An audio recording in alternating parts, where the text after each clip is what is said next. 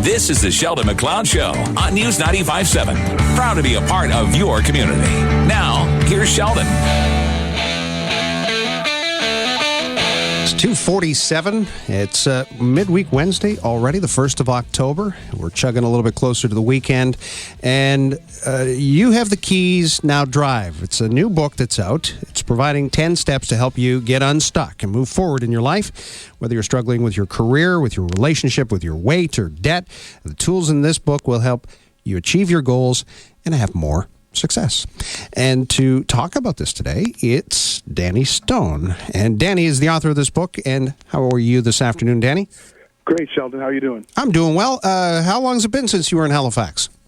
I think I was there about a year ago. Last year, I think that was the last time I was home. Okay. And you've been living in Toronto for a number of years now, hey? Yeah, I've been in Toronto for about 10 years now. You know, I saw the title of the book, and I thought this would be a great conversation to have this afternoon. You Have the Keys, Now Drive. How did this idea come to you? Well, I think it came to me from, just living my life and some of the challenges that I've been through and mentoring and coaching other people. It just sort of came to light that, there are some things that people need to do in order to move past whatever's holding them back. You're a life skills coach? Yes, I'm a life coach and an executive coach as well. And how long have you been doing that training? For more than 10 years now. Yeah, I started off as a career coach actually while working in Nova Scotia. I used to work for the YMCA and I used to do career coaching there, and then sort of evolved into life coaching. Just for folks who are listening and they don't know what a life coach is, can you help explain it? Well, a life coach is someone who sort of helps people find the answers that they're looking for within themselves. So, there are things that you need to do, whether it's get back in the gym and eat healthier, or, maybe you're trying to change careers. And sometimes you just need somebody to ask you the right questions and to hold you accountable along the way. And so that's what a life coach does. Let's talk about the difference between calling yourself a coach or calling yourself a counselor. Is there a difference? Yeah, there is a difference, because in coaching, we don't tell you what to do. We don't provide you answers. We ask you a lot of powerful questions, and there's things that we do to kind of help you unlock the answers within yourself and make a commitment to yourself. Where counseling is more, it's more directive, if you will. So you're talking about taking people, as you say, on a journey of self-exploration. It's about looking inside to see where you want to be, as opposed to where you find yourself?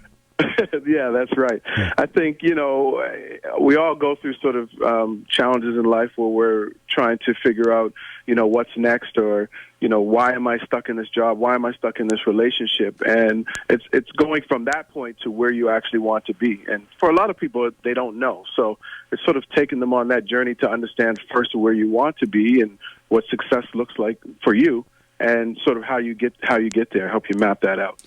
How much of what you do is about visualization? A lot. I'm glad you mentioned that.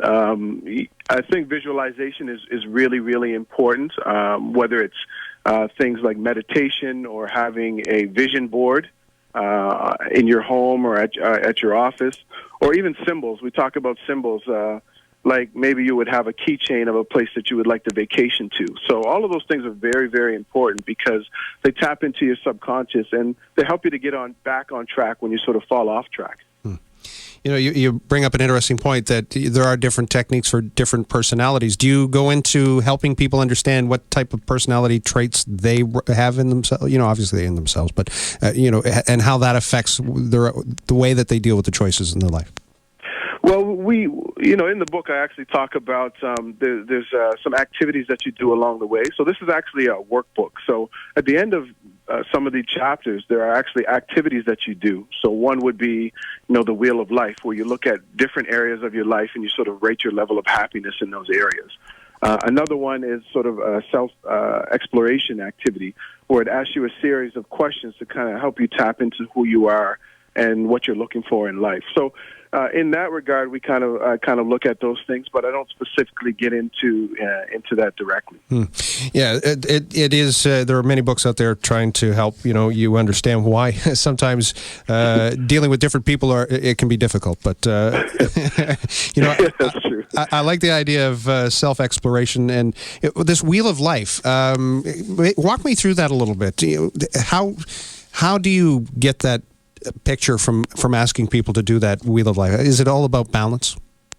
Well, yeah, and I think, with the wheel of life, we look at different areas of your life, whether it's your relationship, your career, your health, different things with family and friends. And we ask you to rate your level of happiness, and then what is your ideal level of happiness? And I think that's important because sometimes we look at our life and we think that we need to have a 10 in all areas of our life for it to be, a high level of satisfaction. And that might not be true.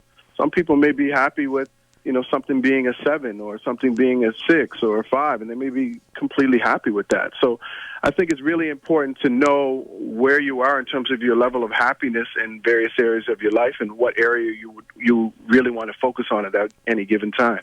How much does where we come from play into this? I think it plays into it a lot. Where you come from, but I think it's more about knowing who you are and knowing yourself and what you expect from yourself. Where you come from does play into it, but I really think that knowing who you are and knowing what you want in life, I think that plays more into it. So tell me, Danny, from where you came from and the journey that took you to where you are right now. Well, I grew up in the north end of Dartmouth, and I, just like any other area that people may come from, you have your different challenges. And in my neighborhood, there was crime, just like many other areas, and I had to make a choice. And I chose to go walk a different path and become a mentor and a more of a positive influence in my community. And sticking with that and staying true to who I am, I later became a youth worker and then, a career counselor and now a life coach and author and business owner.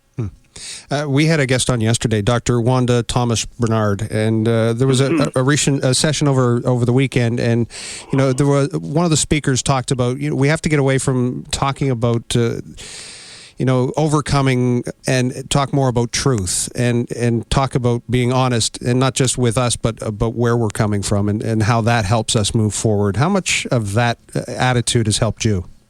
Well, it's helped me a lot. I think, growing up in Nova Scotia and in Dartmouth in particular, I mean, again, there were challenges in the neighborhood, but I was surrounded by, friends and family that, really cared about me and were supportive of the choices that I made in life. So I think a lot of that has really helped to mold me and shape me into the person that I am. And just knowing that, you have to stand up for who you are and you have to stand up for what you believe in and really follow your goals and your dreams. Did you write this book for you or who did you write it for? I wrote the book for people who are going through life challenges. I share a lot of my own personal stories in the book, but I use that as examples for people to see how the tools actually help me and to show them that it can help them as well. So the book is really for anybody who's kind of just stuck right now and they don't know what's next. They don't know where they're going.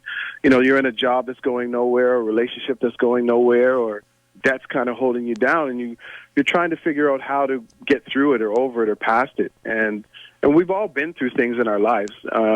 It's just that when you're stuck in a situation, you can't see it from a different perspective, right? So that's what we talk about in the book, looking at things from a different perspective. When you do that, you're actually able to take action.